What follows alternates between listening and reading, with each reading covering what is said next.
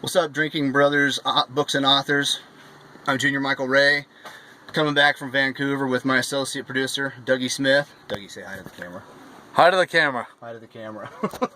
And don't make it think that we're on a private plane and like we're something really big, because we actually have to, push this thing in and stuff like that. So don't even pretend like we're that big.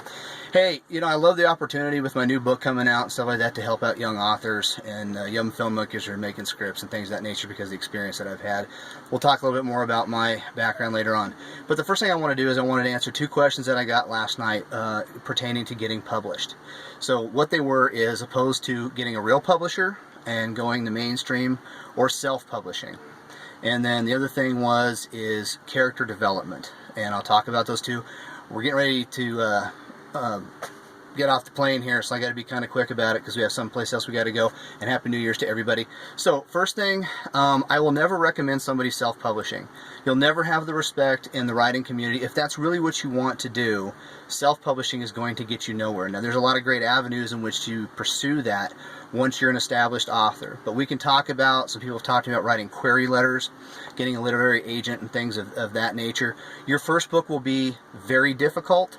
But what most people don't realize is your second book is even more difficult. And I can tell you some things that I've been through that were basically where I fell on my face several times. But I would never recommend self-publishing the first time. You're never going to have any respect. Your work is not going to be that good.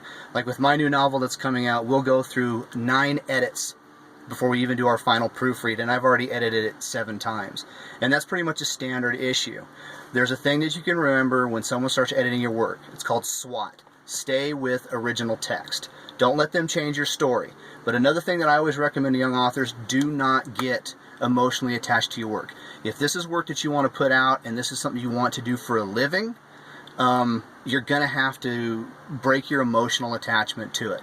But there might be some things that you're willing to take, you're just not willing to take a back seat on and keep. So we'll talk a little bit more about that as we go through my process right now with my book coming out. But like I said, I will never recommend self-publishers, people who put those books out. They think their work is really great, but they haven't had, like with me, I have an account manager who will read my book, and then I have a marketing person. But I've marketed 2 novels already, and I kind of know how it works. Just when you think your work is that great, it can be better.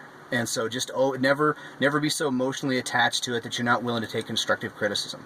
But like I said, last thing on that note, I will never recommend self-publishing until you've had like 2 or 3 novels out and you're doing well for yourself. At that point, give them what they want till you can do what you want. Character development. I talk about character development in writing novels the same way I do in my acting classes that I teach.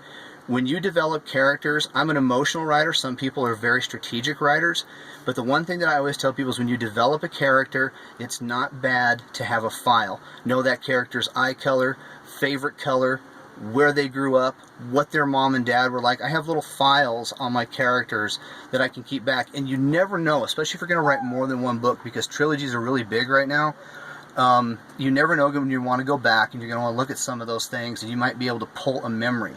It's your story and it's your character, but the one thing that we'll go through in my editing process is inconsistencies with character memories and little things and redundancies and things that don't add up. So the cleaner you have your character development, the better off you're going to be. So keep your questions coming. Anything I can help out with. It's going to take about 4 months for my next novel to come out. I'm really excited. This will be my 4th. I've done 2 as a ghostwriter. And yes, we have a dog on the plane back here.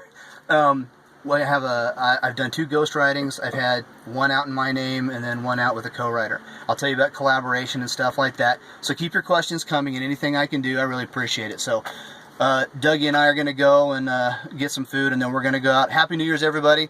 Love you, Drinking Bros, Books and Authors, and thank you, Drinking Bros, for what you guys are doing. This is one of the coolest things that's come along for vets in a long time that are in the entertainment and art world. So thanks, guys. Love it.